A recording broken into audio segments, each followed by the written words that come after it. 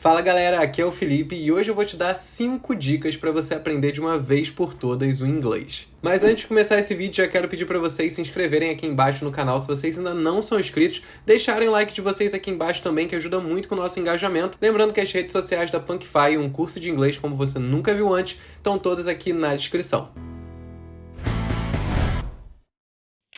Bom, galera, antes de começar com as dicas, eu já quero deixar bem claro que eu sei que aprender uma língua nova é um grande desafio. Meu objetivo com esse vídeo não é dar a impressão de que aprender uma língua nova não vai exigir esforço, dedicação. É claro que é um desafio, é uma mudança enorme de perspectiva na nossa cabeça, só que o que acontece na maioria das vezes é que a gente se dedica muito, a gente se esforça muito e no final a gente sente que não aprendeu porque a gente está usando as técnicas erradas. Então o meu objetivo com esse vídeo é te dar 5 dicas de ouro para que o tempo que você vai dedicar para o seu aprendizado do inglês de fato te traga o retorno que você está esperando desse tempo todo aí que você está se dedicando nesse novo aprendizado. Começando por escolha o horário certo para estudar. O que acontece muitas vezes é que quando a gente entra num curso de inglês, a gente começa a tentar encaixar um momento no nosso dia para o estudo de inglês, seja ele qual for, achando que simplesmente parar em algum momento do nosso dia para estudar aquele idioma vai fazer com que ele seja absorvido da forma correta. Eu estou dizendo que não estudar é melhor do que estudar? Não. É melhor que você estude no momento que der ali, mesmo que não seja o momento ideal, do que você não faça isso. Mas o que acontece na maioria das vezes é que as pessoas escolhem o momento errado do dia delas para estudar. Então a minha dica aqui é que você dedique o melhor tempo do seu dia para o seu aprendizado de inglês. O que é o seu melhor tempo? É um momento no seu dia no qual você possa se concentrar, no qual você não precise dividir a atenção entre aquilo que você está fazendo e inúmeras outras atividades e que você esteja atento. Muitas pessoas, por exemplo, trabalham muito melhor de manhã, estudam muito melhor de manhã, mas acabam deixando para estudar inglês à noite quando elas já estão cansadas, exaustas do dia delas. O que acaba acontecendo é que às vezes elas dedicam 1 hora, 1h30 do fim do dia, e essa 1 hora, 1h30 acaba não sendo nem tão produtiva quanto seria meia hora talvez de manhã. Então dedicar uma grande quantidade de tempo ao aprendizado de inglês não quer dizer que necessariamente essa grande quantidade de tempo vai ser produtiva. Às vezes é muito melhor que você dedique meia hora, metade desse tempo, no momento em que você realmente esteja atento, podendo se dedicar àquilo,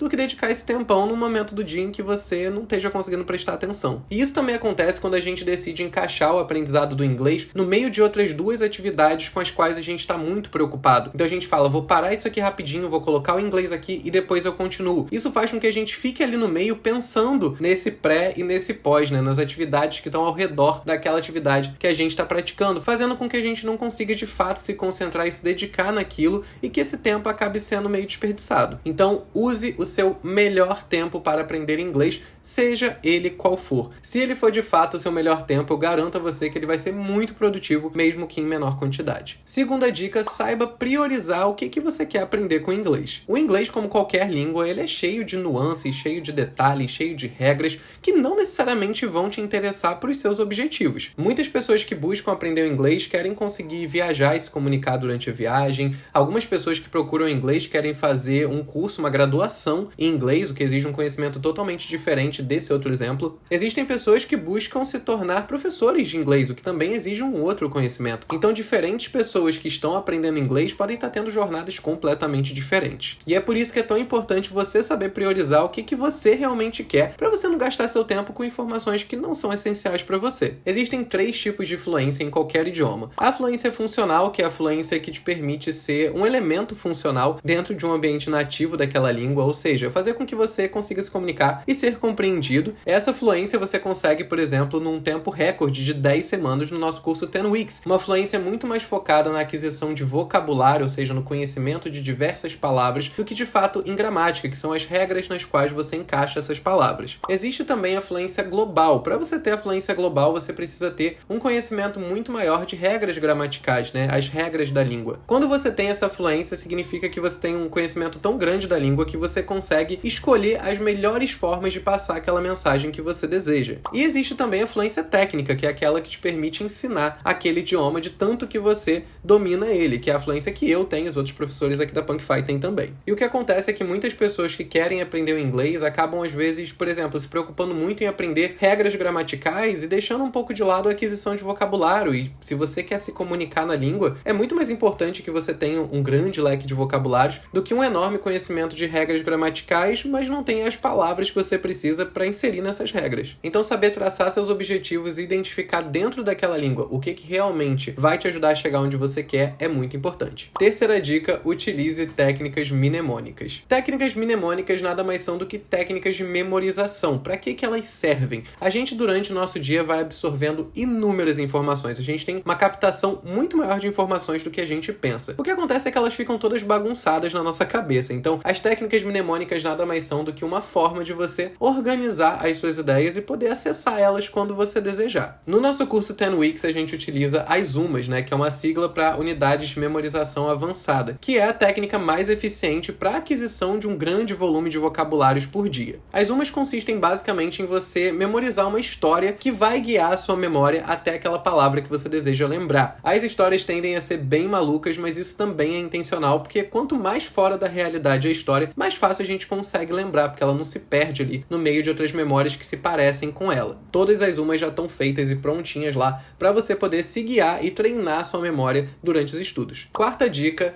revisão. Gente, revisão é uma coisa que eu sinto que as pessoas interpretam de formas bem erradas. Muita gente acha que revisar um conteúdo é tentar memorizar pela segunda vez uma coisa que você não entendeu. Então muita gente só para revisar o que ficou na dúvida ou o que não entendeu na primeira vez. E, gente, revisão não é só para isso. É claro que ter uma noção de em quais conteúdos você tem mais dúvida ou não é muito legal para que você possa priorizar certas revisões ou reforçar mais algum conteúdo. Mas existem estudos que já provaram que em 24 horas a gente pode perder cerca de 70% do aprendizado que a gente obteve no dia anterior. O que quer dizer que mesmo as coisas que você sente que você entendeu na hora e que fizeram bastante sentido para você naquele momento, elas podem ser completamente esquecidas até o dia seguinte. Então a revisão, ela cumpre o papel meio que de tatuar aquele conhecimento na sua memória. Então, quando você recebe ele pela primeira vez, ele pode até fazer sentido, você pode até ter entendido ele, mas ele tem boas chances de se perder com o tempo. Então, a revisão faz com que ele não se perca, com que, de fato, a sua memória grave aquele conhecimento e ele não suma dali num período breve. Na nossa plataforma também, a gente tem inúmeros vídeos dedicados unicamente a ajudar vocês a montar um calendário de revisão. E esse calendário é essencial no estudo de inglês, principalmente pensando que a gente não vive num ambiente de língua inglesa. Então, muitos dos conteúdos que a gente vê na aula, eles só vão ser reforçados pra gente se a gente proporcionar esse reforço, O mundo em volta da gente não vai estar contribuindo com isso. Então, montem um calendário de revisão e revisem todo o conteúdo que vocês viram. É claro que vocês têm mais dificuldade, vocês vão revisar 2, 3, 4 vezes, mas não deixem de revisar pelo menos uma vez todas as informações novas que você receber. E por último, seja um estudante ativo. Essa dica é talvez a mais importante de todas, porque ela meio que permeia todas as outras dicas. Ser um estudante ativo nada mais é do que você deixar de ser um estudante que só escuta e consome um conteúdo e passar a ser um estudante que também